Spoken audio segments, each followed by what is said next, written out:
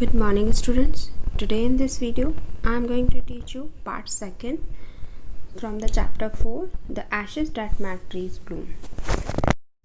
Part first में हमने देखा किस तरीके से ओल्ड कपल और डॉग मुक्को अच्छे से रहते हैं और उनके बुरे पड़ोसी उनके डॉग को मार देते हैं. अब सेकंड पार्ट में हम ये देखेंगे कि किस तरीके से डॉग मुक्को की स्पिरिट अपने मास्टर को ओल्ड कपल को कैसे सपोर्ट करती है और कंफर्ट देती है. Let's start reading of the chapter. Not long after that, the good man dreamed again, and the spirit of the dog spoke to him, telling him how the wicked couple had burned the mill made from the pine tree. Take the ashes of the mill, sprinkle them on the withered trees, and they will bloom again, said the dog spirit.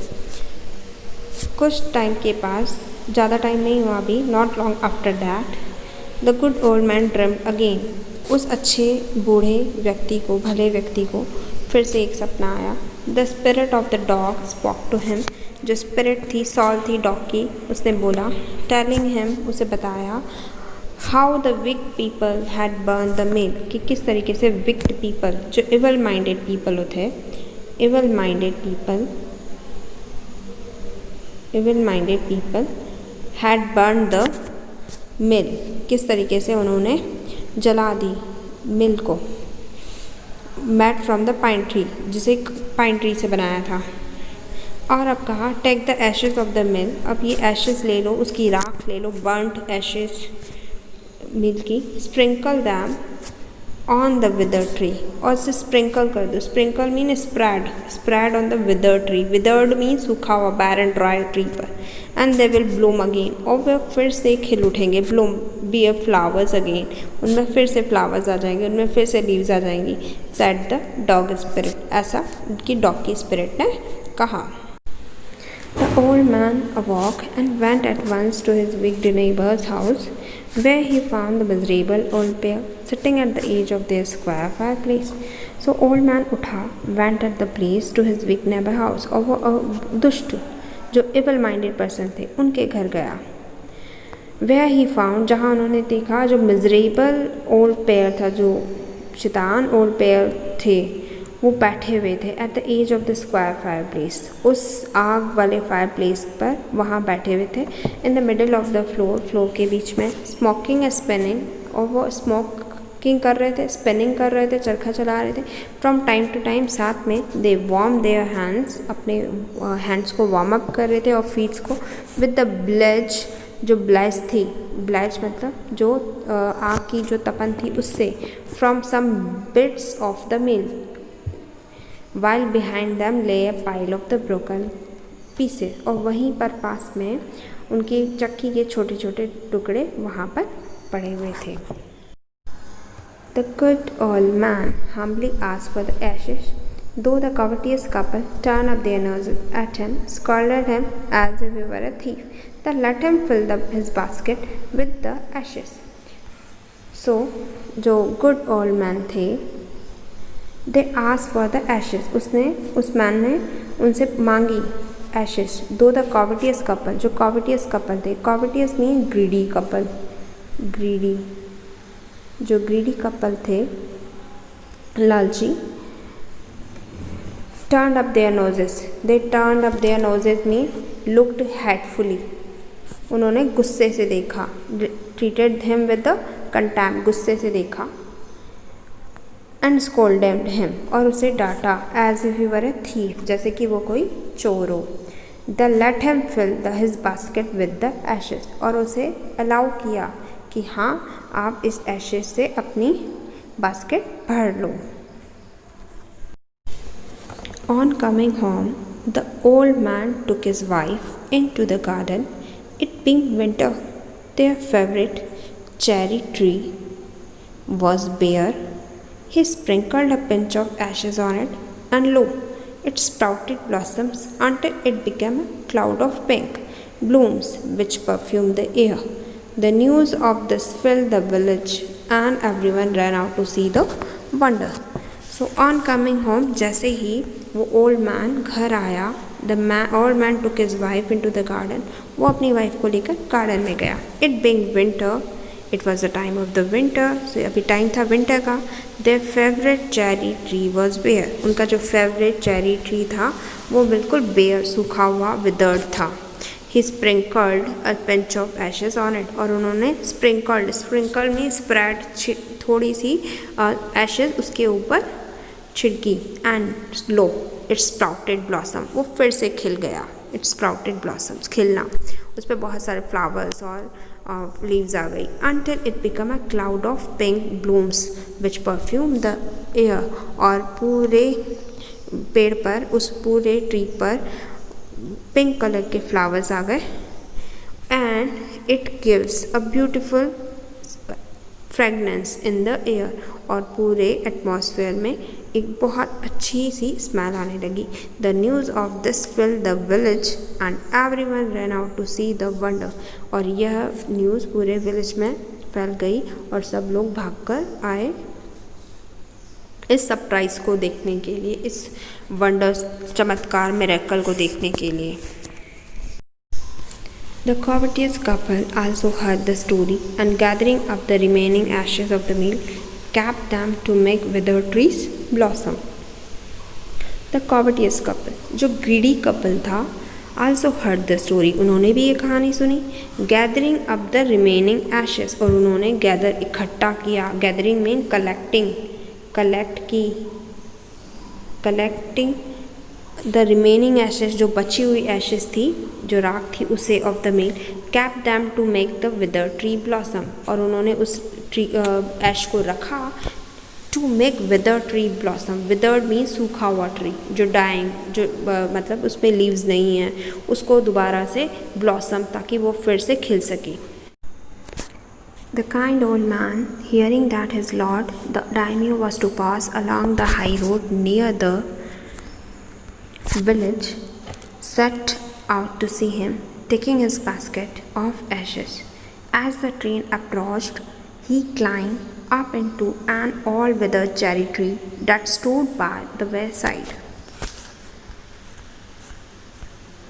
The kind old man, जो kind old man था, जो दयालु old man था, hearing that his Lord, उसने सुना कि जो Lord है, द डाइमियो जो लैंड ऑनर्स होते हैं, was to pass along the high road, कि वो यहाँ से गुजरने वाले हैं हाई रोड पर, हाईवे से विलेज के. Set out to see him, तो वो फटाफट गए देखने के लिए. Set out mean departed from home, घर से निकले. टेकिंग हिज बास्केट, साथ में अपनी बास्केट लेके गए, ऑफ एशेस की.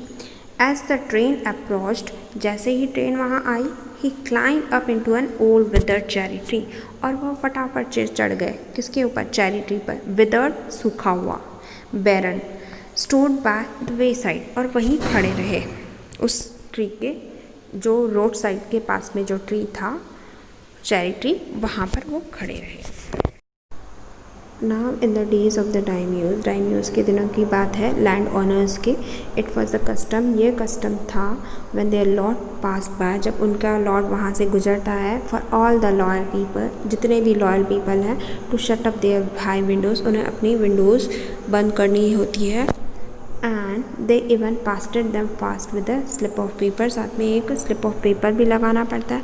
सो as not to commit the impertinence, ताकि वो जमींदार को, लैंड ऑनर्स को रूड एक्शन से न देखें ऑन हिज लॉर्डशिप, और उनकी देखने की गुस्ताखी ना कर पाएँ. So all the people along the road, जितने भी लोग सड़क के किनारे होते हैं, would fall upon their hands, वो fall upon their hands and knees, वो सड़क के किनारे खड़े लोग अपने हाथों और घुटनों के बल बैठ जाते हैं. Until the procession pass by, जब तक कि उनका प्रोसेशन वहाँ से चला नहीं जाता. The train drew near, one tall कॉम्प्टेड man march ahead, crying out to the people by the way, get down on your knees, get down on your knees, and everyone kneeled down while the procession was passing. So the train drew near, जैसे ही वो train उनके पास आई, one tall competent man, tall लंबा सा, competent strong man, एक strong man मार्च अहेज, आगे मार्च पास करते हुए आगे आया, crying out to the people, और चिल्लाते हुए बोला, get down on your knees, सब लोग अपने घुटनों के बल बैठ जाओ, get down on your knees, and everyone kneel down, सब लोग झुक गए, while the procession was passing, जब वो प्रोसेशन जा रहा था वहाँ से। Suddenly, the leader of the van caught sight of the aged man up in the tree. He was about to call out to him in an angry tone, but seeing he was such an old fellow, he pretended not to notice him, passed him by. So when the daimyo's palanquin drew near, the old man, taking a pinch of ash from his basket, scattered it over the tree. In a moment, it burst into blossoms. So suddenly the leader of the van, जैसे ही leader ने देखा, जो van के leader ने, sight of the old man, उस old man को, up in the tree, जो tree पर था, he was about to call out to him, वो उसे वैसे ही बुलाने। The delighted daimyo ordered the train to be stopped and got out to see the wonder.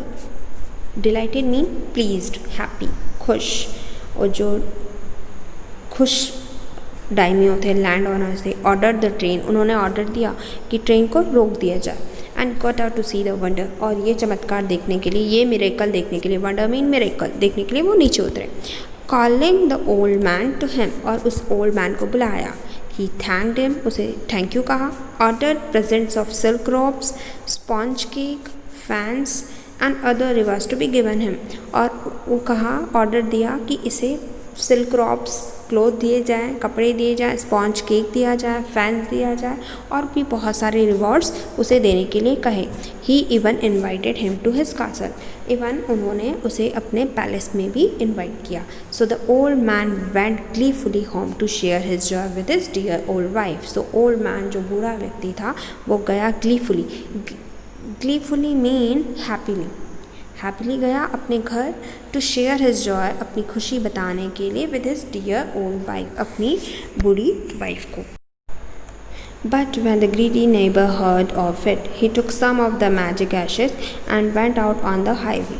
There he waited until a daimyo's train came along, and instead of kneeling down like the crowd, he climbed a withered cherry tree.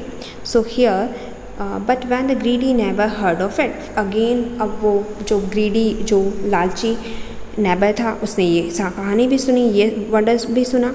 He took some of the magic ashes, उसने भी magic ashes ली, and went out on the highway, और highway पे चला गया।